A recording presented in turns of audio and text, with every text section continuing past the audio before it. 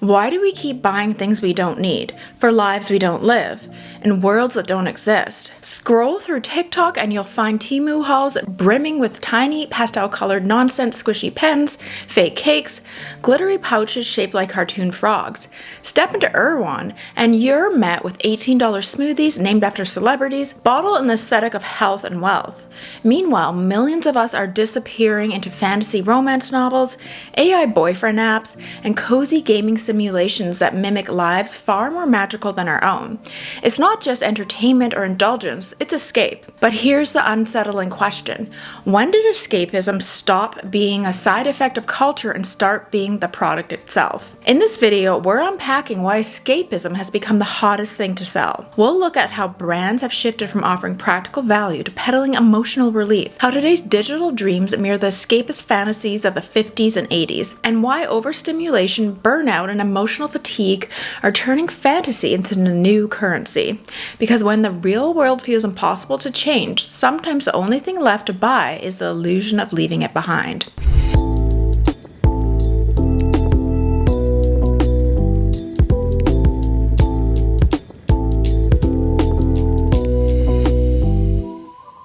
Chapter 1. Escape is everywhere. You've probably noticed it. The things we buy, the content we consume, the way we present ourselves is all getting softer, dreamier, and more detached from reality. Scroll through your feed and it's like stepping into a carousel of curated alternative universes, each one more idealized than the last. But this shift isn't accidental, it's strategic, it's emotional, and it's everywhere. Take Temu, for instance. The shopping app exploded in popularity by offering absurdly cheap, oddly specific trinkets, plush strawberries, dollhouse furniture, kawaii pens with cap-shaped caps, squishy mini cakes that serve no real function. It's not about buying something useful, it's about entering a world where things are small, colorful, and controllable, where everything is cute and nothing is urgent. It's a digital dollar store for the soul, designed less to serve a purpose and more to soothe an ache. It's the fantasy of play in a world that's become unrelentingly adult. Then there's the Erewhon effect, a kind of luxury escapism cloaked in wellness. The LA-based organic grocery chain doesn't just sell food, it sells aspiration. Every smoothie has a story. Each $20 bottle of water is a promise that if you consume this, you'll glow from the inside out. Erewhon isn't about sustenance, it's about status and spiritual cleansing through capitalism.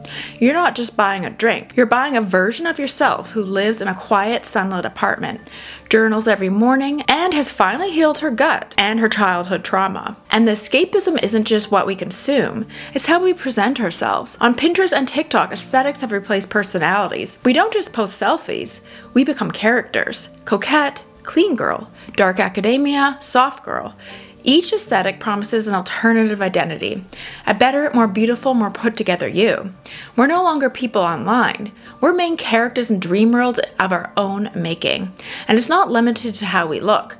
The rise of fantasy fiction, romantasy, TikTok, AI boyfriend apps, and Delulu manifestation culture all point to a collective desire to opt out of messy, mundane, and unrelenting demands of reality. What ties all of this together is the sense that these aren't just purchases or pastimes, they're exits. Emotional trapdoors we keep open at all times. Little ways to momentarily disappear from the stress, the debt, the burnout, the existential dread. And while not everyone can afford to move to Bali or take a digital detox in a cabin, you can afford to scroll, to imagine, to buy a little piece of fantasy.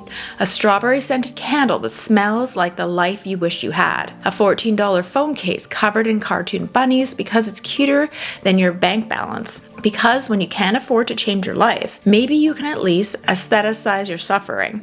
Wrap it in velvet ribbons, paint it pink, and pretend it's a vibe instead of a coping mechanism. Have you ever bought something completely random?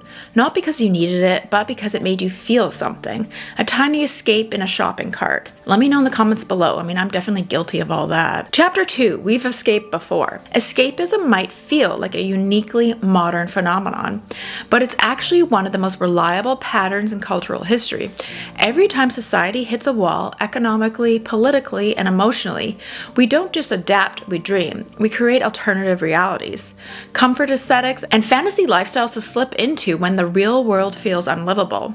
And history shows us that the escapist booms almost always follow times of collective crisis. Let's rewind to the 50s, an era mythologized as America's golden age.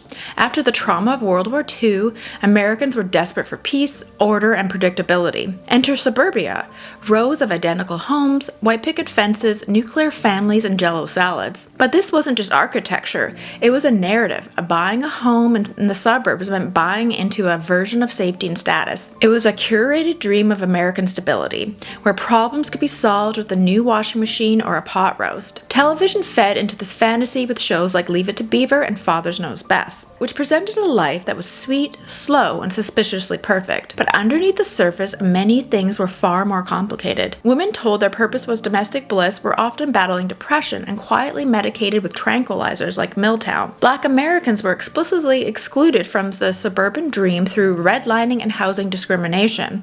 The dream itself was beautiful, but it was only ever designed for some. Still, for millions, it was easier to buy the illusion than comfort the inequality. By the 1980s, the escapism evolved with a neon glow. Reaganomics was in full swing, the Cold War cast a constant shadow, and global anxieties simmered beneath the surface. But inside the American mall, none of that mattered. Malls became glittering temples of distraction, especially for teenagers. You could hang out, reinvent yourself, flirt, eat a soft pretzel, try on a new identity. It was air-conditioned escapism, capitalism with a food court. Pop culture followed suit with a massive surge in fantasy and surrealism. Films like The Never-Ending Story, Labyrinth, and The Princess Bride weren't just entertainment. They were invitations to escape the mundane and enter a world where magic was real and kids could save the universe. On the darker side, teen cult classics like Heathers and Beetlejuice showed a generation that fantasized not only about escaping the real world, but about completely destroying it. Then came the early 2000s and the 2010s, where the physical space of the mall gave way to the digital sanctuary of the internet. After 9/11 and the 2008 financial crisis, the world felt increasingly chaotic and dangerous, especially for young people who were coming of age with war as their backdrop. So the solution was to escape. Tumblr became the emotional bunker for an entire generation. You didn't have to be cool or rich. You just needed a username, a grainy filter, and a few sad girl quotes. It was a world of endless scrolling, melancholic playlists, soft grunge aesthetics, and poetic heartbreak. You could curate an identity, romanticize sadness, and connect with others doing the same. Reality felt harsh and unpredictable. Online, you were delicate and beautiful, and an ethereal creature floating through a dreamy digital haze. Tumblr escapism didn't sell products as obviously as malls did, but it sold feelings. It made alienation look aesthetic. It taught us how to find beauty in disconnection, and in many ways, it was a prototype for the curated fantasy personas we now see all over TikTok and Instagram. Each of these eras, 1950s suburban bliss, 1980s mall culture, 2010s Tumblr nostalgia, was built on the same principle. When reality feels broken, we build softer, shiny alternatives. What we're living through now is just the latest version of that cycle. We're still overworked, overstimulated, and underpaid, and overwhelmed. The only difference? Now our escapes are delivered in Amazon boxes, filtered through AI, and served with a sprinkle of manifestation glitter. So which era's escapism do you relate to most? The post-war 50s fantasy, the neon-soaked malls of the 80s, or the Tumblr melancholy of the 2010s? Let me know in the comments below, because understanding where we've escaped before might help us understand why we're still running now. I mean, I love the whole 80s fantasy, all those movies in the 80s. The 80s were just a really good decade. Chapter 3, when vapes and vibes are coping mechanisms. Let's talk about the tools we use to get through the day. The quiet, sometimes mindless things we turn to when the world feels like too much. This isn't about luxuries or indulgences. It's about survival. Modern escapism doesn't always look like grand vacations or fantasy films. It often comes in tiny habitual forms. The things we reach for in moments of stress, exhaustion, or just plain numbness. Take vapes, for example. They're not just nicotine delivery devices anymore. They're pocket-sized panic buttons. You're not inhaling to get high. You're inhaling to pause. For 2 seconds, the world is quiet. The scroll stops. You get a break from overstimulation, deadlines, and noise. It's a ritual of controlling in a reality that feels increasingly uncontrollable. And for many people, it's one of the only forms of relief that fits into a workday, a class break, or a moment of spiraling anxiety between meetings. Then there's the rise of book talk and the fantasy romance boom. These stories offer more than entertainment. They offer entire alternative lives. In the pages of romantasy novels, trauma is always met with healing. Love is always found.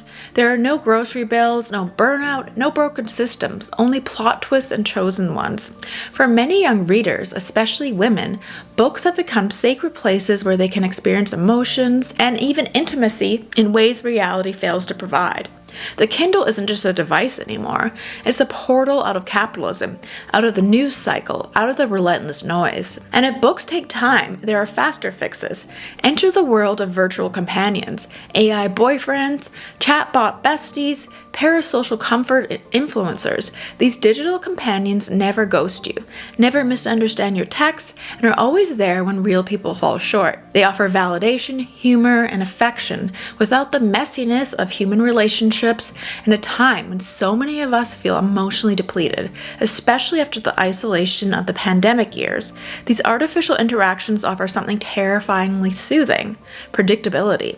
They'll never disappoint you because they're programmed not to. It does remind me of that movie Her that came out a few years ago. I think it came out like pre-COVID, but the guy fell in love with his operating system, and it kind of reminds me of that now. Even our financial tools have become part of the escape. Buy now, pay later apps like Klarna, Afterpay, and Affirm don't just offer payment plans. They offer an illusion that we have more than we do, that we can afford the shoes, the skincare routine, the you deserve it version of ourselves we see online. These platforms flatten the emotional weight of money. They don't erase scarcity, but they delay it. They let you live the fantasy of abundance for just long enough to click checkout. In this way, the modern economy isn't just about money. It's about momentary relief, micro escapes that cost anywhere from $3 to $300, a dopamine hit disguised as self-care. And for many of us, those little moments of pleasure or peace, no matter how fleeting, are the only things keeping us going. We've normalized this kind of coping, branded it as a treat yourself culture, but what happens when these tiny escapes are the only moments we feel alive, when the breaks between doom scrolling become more real than our actual lives? So what's your little escape? That one harmless addiction or guilty pleasure that helps you cope. Whether it's a fantasy novel that makes you believe in love again, a weekly online purchase that gives you a brief serotonin boost, or a cozy ASMR YouTube channel that lulls you into sleep. Let me know in the comments below. I just love watching movies, especially old movies. It kind of brings me back to the past. Chapter 4, Escapism as a Business Model. Here's the real kicker. Escapism isn't just something we turn to when we're overwhelmed. It's something we're sold. The feeling of escape has become so desirable, so marketable, that entire industries are now built around manufacturing it. Escapism isn't a symptom anymore, it's a business strategy, and one of the most profitable ones of the decade. Brands aren't just aware that we're burnt out, overstimulated, and longing for meaning. They're banking on it. They're no longer trying to solve problems or improve your life in practical ways. Instead, they offer you something much more seductive: distraction, fantasy, aesthetic identity.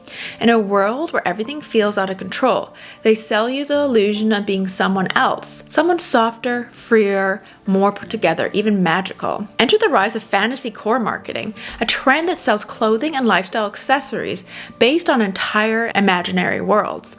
It's not just a dress, it's a portal.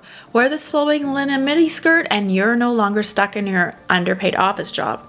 You're a coastal heiress picking lavender in the French countryside.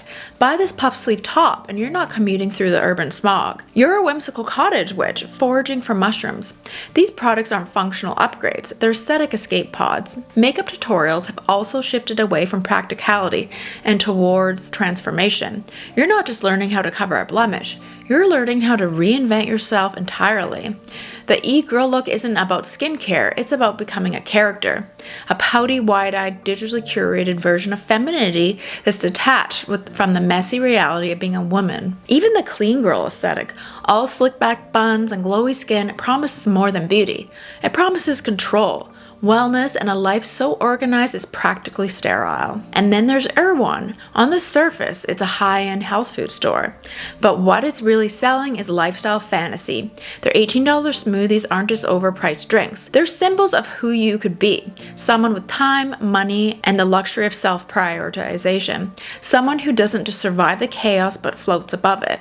The wellness industry in general has mastered the trick, selling products that won't necessarily make you healthier, but will make you feel closer to a life where everything is fixed.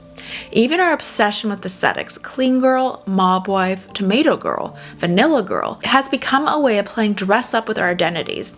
Each trend is like a little costume you put on to become someone else for a while. You're not tired, disillusioned, or burnt out. You're a coastal grandmother, and your problems are chic. These identities are fluid, constantly rotating, and endlessly monetizable. You're not buying clothes or routines, you're buying a role. This is escapism not as indulgent, but as infrastructure. The modern marketplace isn't about solving problems, it's about selling relief. A new vibe, a new aesthetic, a new self to try on for a little while. And it works because we're so desperate to feel something, anything that feels different. But here's the question no one wants to answer. When escapism becomes the core product, what are we really buying? Is it agency? Is it comfort? Is it just a momentary relief from ourselves? Or is it something darker? The commodification of our own dissatisfaction. Have you ever bought something not just because you really needed it, but because of the vibe it promised? A candle that smelled like a better version of you, a bag that whispered you've made it. Let me know in the comments below. I mean, I bought things because I just wanted like some retail therapy to make me happy. And I mean, there is that momentary relief. I mean, I've bought scented candles where I just love the way it makes my room smell. And so, I mean, I get it. Chapter 5, why are we trying to escape in the first place? Let's take a step back and ask the harder question. Why are we so eager to escape in the first place? Escapism doesn't emerge in a vacuum. It thrives in response to something. And right now, that something is a reality that feels more overwhelming, more unstable, and more emotionally exhausting than ever before. We live in what many have called the burnt out economy. Work has become more demanding while offering fewer rewards. Salaries haven't kept up with inflation. Housing is unaffordable, debt is normalized, and job security is a fantasy for most people under 40. For many, it feels like no matter how hard you try, you're always falling behind. Success feels less like a destination and more like an ever-shifting mirage. Meanwhile, the news cycle is relentless. Every scroll brings a fresh hit of anxiety, war, economic instability, political chaos, mass layoffs. It's all happening at once, all the time. And all of it is somehow your responsibility to stay informed about, emotionally process, and then go to work like nothing's wrong. And even beyond the chaos of the outside world, there's the pressure of performance. Adulthood in the 2020s doesn't just mean working or managing your home life, it means curating your existence. You have to present your productivity, display your wellness, perform your happiness. Social media platforms have turned identity into a broadcast, where even personal growth is expected to be photogenic. We don't just live, we stage. In this kind of world, escapism becomes more than a luxury. It becomes a survival mechanism. It's the way we cope when real solutions feel out of reach, when therapy is too expensive, when community is fractured, when a change feels impossibly slow. A little fantasy can feel like oxygen. Escapism gives us a break from the pressure, the noise, and the hustle. It lets us slip into an alternative version of ourselves, a softer, more magical, a more in control version. And sometimes that's exactly what we need to make it through the day. But there's a darker side too. When escapism becomes the default, it stops being a relief and starts being a trap. It numbs us to the systems causing our suffering in the first place. We vape, we scroll, we binge, buy, and manifest our way through the exhaustion.